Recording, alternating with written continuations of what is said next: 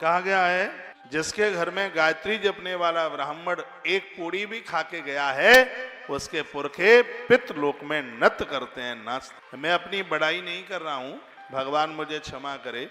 हम जैसा व्यक्ति किसी के घर में जाकर के एक घूंट पानी भी पी ले तो पितृलोक मुस्कुराने लगेंगे, उन्हें खुशी होगी। आप कहोगे क्या विशेषता है? ये विशेषता, हम 365 दिन यज्ञ करते और 365 दिन महादेव का अभिषेक करते हैं, 365 दिन गायत्री जपते हैं, एक भी दिन एब्सेंट नहीं होता, 365 दिन। और सबसे और बड़ी बात है, जब से जन्म लिया है तब की बात कर रहा हूं, पहले जन्म का तो पता नहीं है। चाय पीना तो बहुत है, जीभ के ऊपर कभी चाखा भी नहीं है कि चाय का स्वाद कैसा होता है।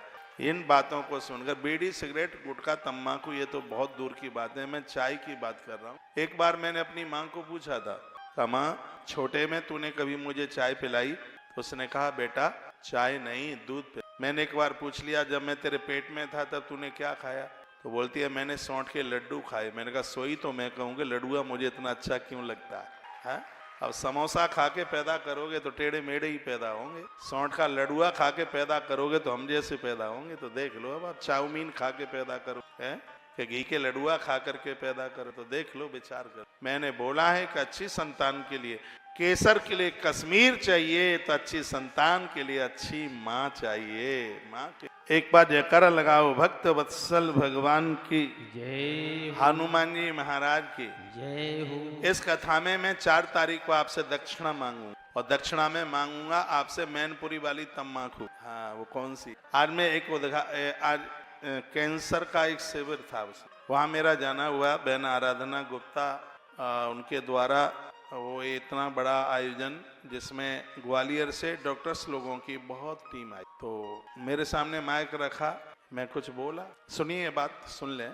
मैंने कहा कि दुनिया में कैंसर के रोगियों में भारत का दूसरा नंबर, और ये बिल्कुल भी ठीक नहीं है। प्रत्येक वर्ष कैंसर की बीमारी से बहुत लोगों की मृत्यु। 2000 के आंकड़े में सन 2000 में एक साल में 5 लाख लोग कैंसर से मर रहे, और ये सुनकर के हैरानी हो रही है कि 2022 में एक साल में 17,90,000 लोगों की मृत्यु कैंसर से एक वर्ष में। अब आप ये विचार कीजिएगा तो ये कितना बड़ा ये दर, मृत्यु दर, लोग खत्म हो रहे हैं। 5 लोगों में 2 ही लोग बच पा रहे हैं, 3 लोग खत्म हो रहे हैं। तो इस जंग को जीतना है। वो कैसे जीती जाएगी? मैंने कुछ आयुर्वेद की बातें बताई। हर 8 से 15 दिन में एक बार पालक खाइए, पेट में पालक का रस पहुंचे, इससे शरीर में गांठ नहीं बने। पत्ता गोभी खाइए, पत्ता गोभी, वो दूसरी वाली तो बहुत नुकसान कर। पत्ता गोभी, टमाटर इस रोग से लड़ने के लिए बहुत सहायक है। मुलेठी का रस इस रोग से लड़ने के लिए बहुत ही ज्यादा सहायक है। हल्दी वाला दूध इस रोग से लड़ने में बहुत ज्यादा सहायक है। भोजन के बाद में एक आध लौंग, इलायची, अजवाइन और जीरे का पाउडर टाइप का रख लीजिए, थोड़ा काला नमक डाल लीजिएगा। इससे जिंदगी में कभी मुंह का कैंसर नहीं हो सकता। कुछ चीजें ऐसी हैं कैंसर में, मुंह का, नारी के लिए छाती का कैंसर, आंतों का कैंसर, फेफड़ों का कैंसर, 4 जगह पर कैंसर अपने पाम फैला। और इस जंग को जीतने के लिए बहुत सजग रहने की जरूरत। कहा जाता है 65% रोगी कैंसर के द्वारा उसकी चपेट में समाते हो। इसके लक्षण हैं भूख ना लगना, शरीर का ऐंठना, मुंह में से बदबू आना, ये वजन का लॉस होना, वजन कम होना, ये कैंसर की ये। और ये थोड़ी सी लापरवाही हुई तो ये किसी को भी हो सकता है और जानलेवा बीमारी है। इससे बच पाना फिर बहुत ज्यादा मुश्किल। इसलिए मैं तो बहुत आग्रह पूर्वक कहता हूँ। अब मैं ये सब जानकारी इसलिए रखे हूँ क्योंकि तुलसी तपोवन गौशाला एक बहुत बड़े कैंसर हॉस्पिटल का निर्माण करने के लिए जा रही है, तो इसलिए ये आंकड़े मैं रखे हूँ। और इन्हीं आंकड़ों को पढ़ करके मेरे मन में बात आई। मैं कभी किसी कैंसर मरीज को देखने के लिए गया, मुरैना डिस्ट्रिक्ट की बात है, अंबा एक जगह है, तो वो आश्रम के बहुत खास थे, उन्हें कैंसर हो गया। मुझे सूचना मिली, मैं उन्हें देखने को गया।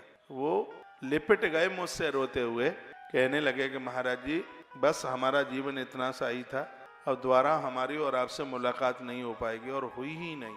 वो कहते हैं कि परमात्मा तुम्हें इतना सक्षम बनाए, तुम गौ माता के भक्त हो, हनुमान जी के भक्त हो, और मेरे मुख पर बैठ कर के हनुमान ही बोल रहे हैं यदि हो सके तो लोगों के लिए तुम कैंसर हॉस्पिटल की स्थापना जरूर कर। ये उनके शब्द। कहते हैं इस बीमारी में सब कुछ बिक जाता है, फिर भी मरीज को बचाना बड़ा मुश्किल। जगबीर सिंह ठेकेदार वो तोमर थे, क्षत्रिय वंश में, बहुत अद्भुत आदमी, उनकी कैंसर में मृत्यु। यह बीमारी बड़ी खतरनाक है, इसमें बहुत सावधान रहने की आवश्यकता है।